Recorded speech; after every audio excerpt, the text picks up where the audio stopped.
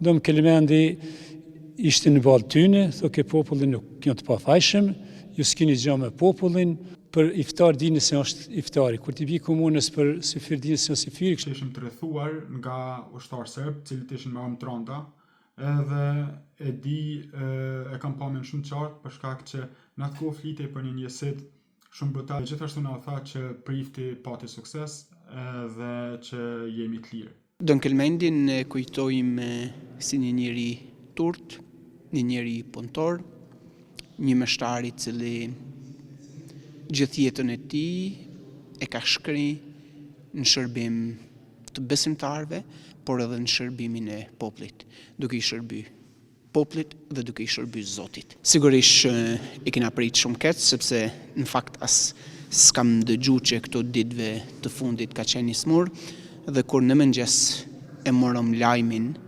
vërtet ishte një lajm i trishtueshëm, pasi që edhe sot është një festë jashtëzakonisht e madhe për Kishën Katolike, sepse sot është dita e mështarisë, por është e njëjtja madhe darka mram e Zotit tonë Jezu Krishtit me apostujt, edhe në këtë ditë të mështarisë, kur një mështar kalon në amshim, sigurisht që do të jetë edhe mështar në amshim i cili shërben.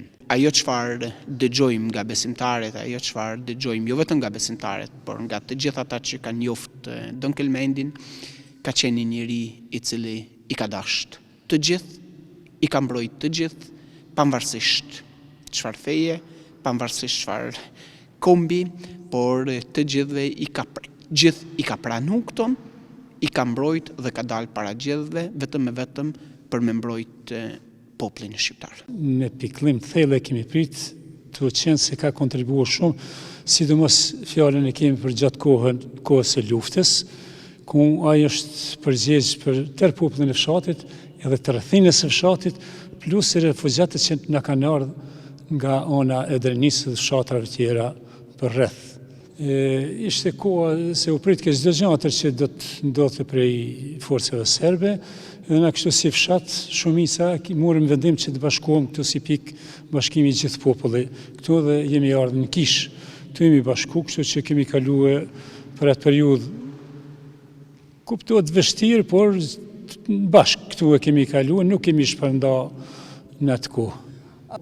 Ofenziva parë kur ka depërtuar këtu në këtë fshat, na ishim të gjithë këtu, dhe bile kisha kontakt me të shumë, sepse kisha nënën në Smur në krevet këtu në koniqet të Kishës, edhe erdhen këtu u vendosin rreth Kishës paramilitarë serb, e ushtrie, çka po diun në grupet të tjera, kështu që ty bisedu me ta, thëmë, zotni, do më Kelmend tash fjala është e jotja, sepse ata me ty do të bisedojnë se çka do të bëhet aty të djetje.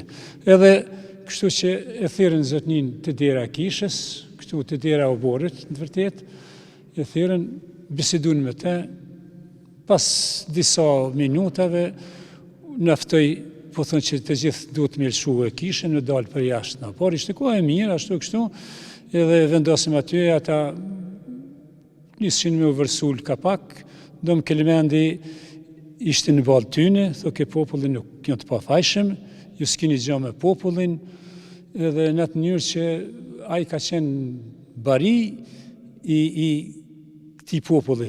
Nuk ishim në, këtë me thonë, veç populli krishterë të strehum në Kishë, po ishte edhe populli musliman që i kemi kushi këtu afër, kemi Kusurisje, Llogaxhie e tjera, kështu që ai ka qenë për të gjithë i njëjtë, Kemi qenë bashkuar këtu, do më Kelmendi, disa burrave u kishte thonë, apo i kishte njoftuar si me thonë që qëlloj kohë e Ramazanit atëherë.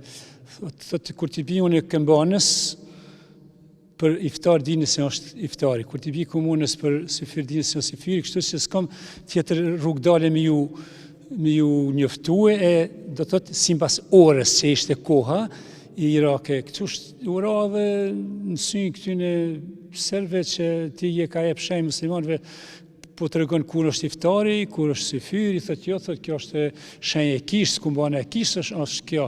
Unë nuk e di kur e kanë ata iftarin e syfirin. Ata veç në vërtet e dishin kohën. Figura Dom Kelmed është një figurë jo vetëm si prift, jo vetëm si bari i këtij vendi, i këtij populli, po ka qenë patriot shumë i madh.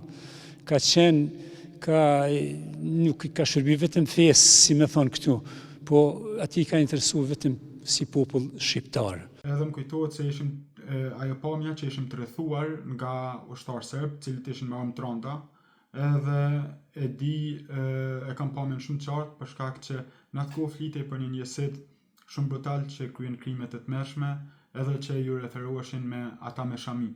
Pra ata identifikoheshin përmes shamis që e kishin vendosur në kokë. Edhe ishin pikrisht ky njësit i cili na kishte rrethuar aty në barë.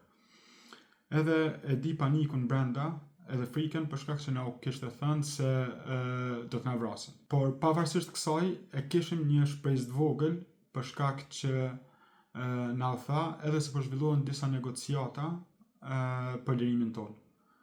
Edhe pastaj na u tha që këto negociata është duke i bërë prifti i një kishës që ishte aty. Ne nuk e dinim saktë se çfarë po ndodh, megjithatë vazhdoi një kohë gjatë duke prit, edhe e di interesimin e madh njerëzve aty, gjithmonë duke u munduar që të marrin informata se çfarë do ndodh pastaj. Megjithatë pasi kaloi një kohë, ne lajmi që jemi të lirë dhe mund të dalim e të nisemi në rrugën tonë që ishim për në Shqipëri.